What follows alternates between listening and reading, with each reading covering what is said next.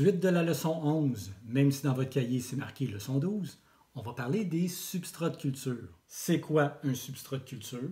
C'est un mélange de matériaux qui va servir de support à la croissance des plantes. Ce que ça veut dire concrètement, c'est des matériaux qu'on va mélanger pour créer un milieu de culture qui va ressembler à un sol, mais idéalement avec des propriétés encore meilleures.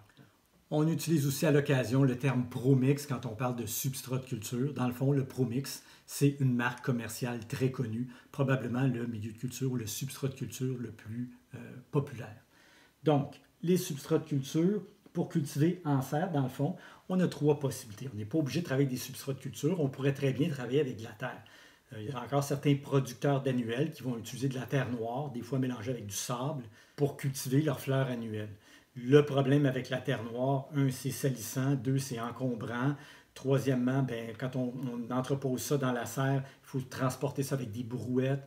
Donc, c'est un petit peu compliqué. Les substrats de culture ont l'avantage de se vendre en sacs comprimés de forme rectangulaire qui s'empilent bien, c'est propre. Et ça a des bien meilleures caractéristiques que la terre noire. Donc, deuxième possibilité, en serre, on peut travailler avec des substrats ou des milieux de culture. Et troisième possibilité, on peut faire aussi de l'hydroponique. L'inconvénient de l'hydroponique, c'est que ce n'est pas très pratique quand on veut vendre les plantes. Donc, cultiver des plantes en hydroponique, ça va bien si on cultive des tomates, du cannabis ou de la laitue. On arrache la plante, on arrache les produits de la plante et on les vend. Mais si on voulait cultiver des annuelles ou des vivaces en hydroponique, on ne pourrait pas sortir la plante du bassin d'eau avec les racines qui dégoulinent puis la donner au client comme ça. Et même si on la sortait du bassin d'eau et on la mettait dans un substrat de culture, le choc de transplantation serait quand même très important. La plante qui a poussé dans l'eau n'est pas nécessairement adaptée pour pousser dans un substrat ou dans un sol.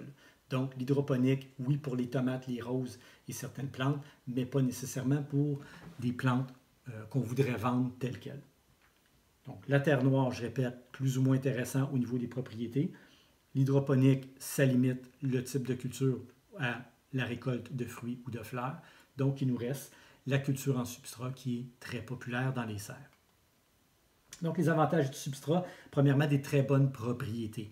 Les substrats, de façon générale, sont très poreux. Il y a beaucoup de macropores et de micropores là-dedans. Donc, c'est bien aéré, ça retient très bien l'eau. Si vos plantes d'intérieur à la maison, qui sont dans des pots de plastique, j'imagine, sont cultivées dans un substrat de type ProMix, vous avez probablement remarqué que quand elles sont dues pour être arrosées, le pot est très léger. Et quand on arrose, la quantité d'eau retenue est très importante. La preuve, c'est que le pot prend beaucoup de poids.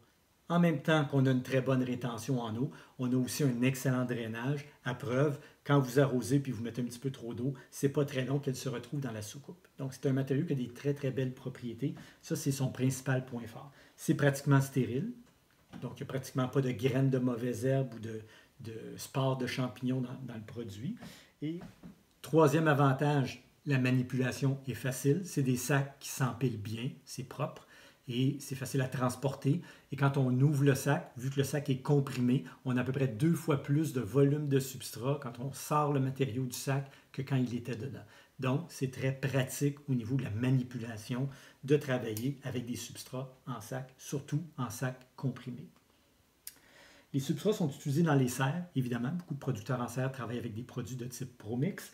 C'est utilisé aussi en pépinière pour les pépiniéristes qui cultivent des arbustes en pot d'1 gallon ou 2 gallons par exemple. C'est très populaire aussi pour les plantes d'intérieur à la maison parce que, comme je disais tantôt, ça a des très belles propriétés. Plusieurs entreprises spécialisées fabriquent des substrats de culture. On va les voir les principales. Donc, la première, Premier Tech, une entreprise très connue, c'est celle qui fabrique le fameux ProMix. On va voir tantôt qu'il y a plein de types de ProMix. La compagnie Berger aussi, qui est très connue. Fafard, une entreprise qui a plus d'une centaine d'années.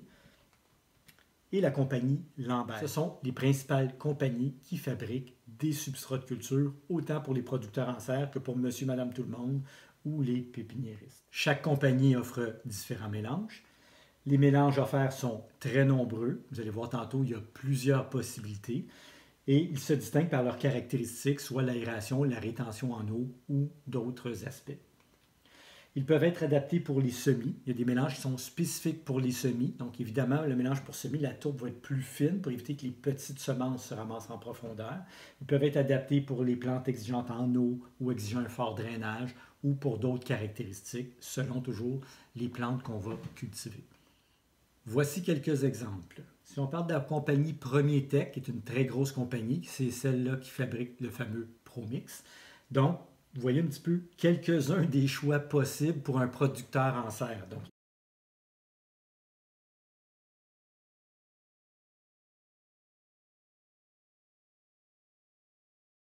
il existe du ProMix BX. On va en reparler un petit peu plus tard, qui est le mélange standard, donc pour la plupart des plantes.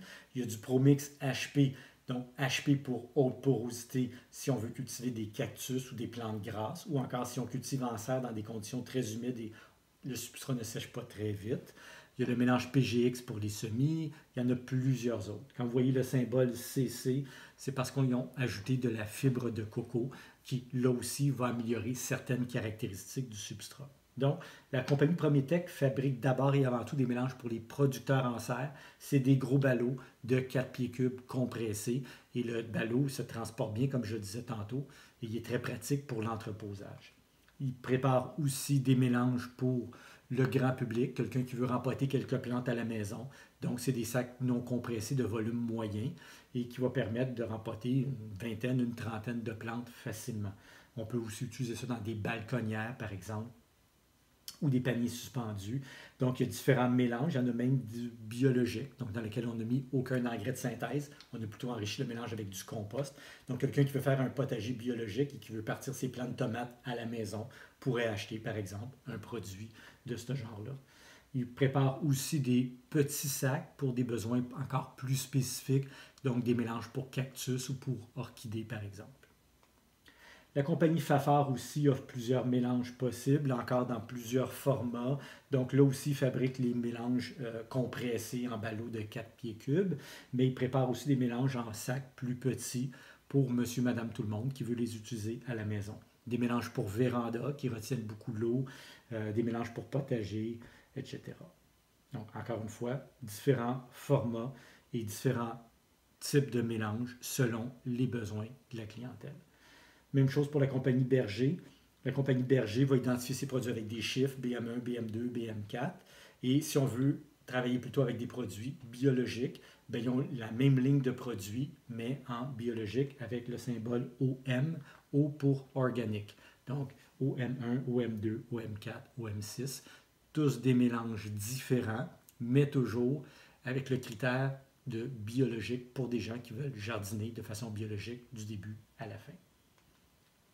Enfin, il y a aussi la compagnie Lambert qui fabrique elle aussi différents mélanges pour répondre aux besoins spécifiques de chaque producteur ou de chaque client. Qu'est-ce qu'on retrouve dans les mélanges préparés? C'est souvent les mêmes choses qui reviennent, mais les proportions qui varient. Et dans certains mélanges, on va ajouter ou enlever certaines choses. Donc, l'ingrédient principal, celui qu'on retrouve en plus grande quantité dans la très grande majorité des mélanges, c'est la tourbe de sphène. La tourbe de sphène compose généralement à peu près le 3/4 du mélange. Ensuite, les compagnies vont ajouter en proportion variable, des fois de la perlite, des fois de la vermiculite. Ils vont devoir ajouter de la chaux, évidemment parce que la tourbe de sphène, elle est très acide. Donc, si on veut avoir un substrat qui a un pH quelque part entre 5,5 et 6, et que notre matériau de base, c'est de la tourbe de sphène qui a un pH d'à peu près 3 ou 4, on n'a pas bien le choix d'ajouter de la chaux pour rectifier le pH. Donc, dans les mélanges préparés, on a ajusté le pH pour qu'il soit confortable pour les plantes en ajoutant de la chaux. De plus, la plupart des compagnies vont ajouter dans la majorité des mélanges de l'engrais pour s'assurer que la plante qui vient d'être empotée, si les gens n'ont pas le temps de la fertiliser, que la plante ne meurt pas de faim. Donc, on va ajouter un petit peu d'engrais dans le mélange et généralement aussi ce qu'on appelle un agent mouillant pour favoriser une meilleure absorption de l'eau par la tourbe de sphène, parce que la tourbe de sphène, quand elle est complètement sec, l'eau a tendance à perler dessus et à glisser sur les rebords du pot. Donc, en ajoutant un produit chimique qui est un agent mouillant, la fibre va absorber l'eau plus facilement, va s'hydrater plus facilement. Ingrédients de base dans la plupart des mélanges, c'est la tourbe de sphène, comme je l'ai dit tantôt. Pour la plupart des compagnies, c'est à peu près le 3/4 du mélange. Depuis quelques années, on voit des compagnies qui ajoutent de la fibre de noix de coco, qui a des très belles caractéristiques aussi. Donc, ça dépend des mélanges. Si on parle de tourbe de sphène, il y a 4 grands types de tourbe de sphène. Il y a la sphène grossière. Donc, si on faisait une coupe dans une tourbière, la couche du dessus, c'est la sphène grossière. Juste en dessous, on a la sphène blonde, ensuite la brune, et dans le fond, c'est la tourbe de sphène noire. Ce qu'on utilise en général quand on prépare des substrats commerciaux, c'est la tourbe de Sveng blonde. Elle a une fibre relativement grossière, bien aérée, c'est très poreux, ça fait des très beaux mélanges. Dans les cas où on prépare des mélanges pour semis, où on veut que la fibre ait plus de micropores et surtout que les espaces soient plus petits pour éviter que les graines se ramassent trop creux, on utilise souvent la tourbe brune. La tourbe noire n'est pas vraiment utilisée, sinon on l'utilise comme de la terre noire dans le fond. Donc c'est un matériau qui n'a pas tellement de valeur horticole.